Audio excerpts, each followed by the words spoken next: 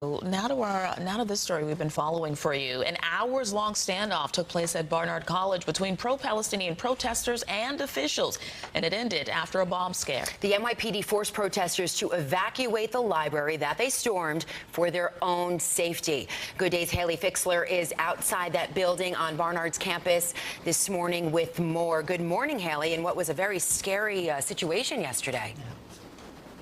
Good morning, Tina Jashani. Yeah, a very tense situation here. And 9 of those protesters were actually arrested for refusing to leave when NYPD tried to clear out the building during that bomb scare. Now, yesterday marked exactly 1 week since protesters occupied a different building on campus for several hours. The president of the college calling yesterday unsettling and disturbing.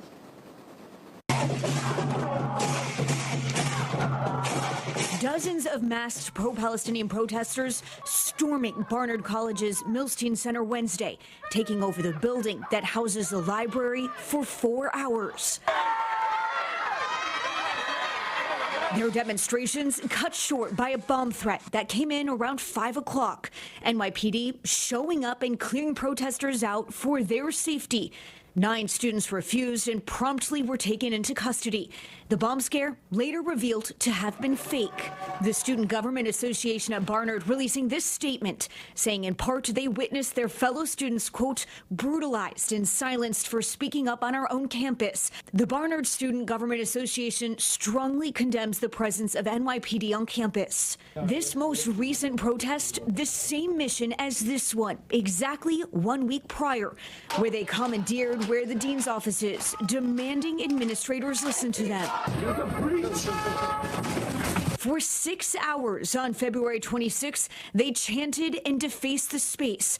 They want 2 students who were expelled for their protest activities and for coming into a classroom and passing out anti-Semitic flyers to be reinstated in the college. Banners put up by protesters in the hallways Wednesday show an illustration of Dean of Students Leslie Grenage's face under the words "wanted."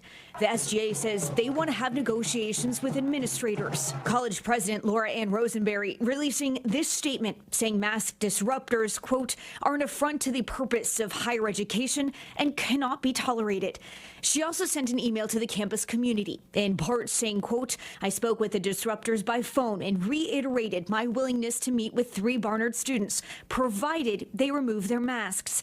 Again, the disruptors refused to leave. That was unacceptable. You can also see in this video posted on social media by Representative Richie Torres shows a college administrator trying to calm down the protesters. Please identify yourselves.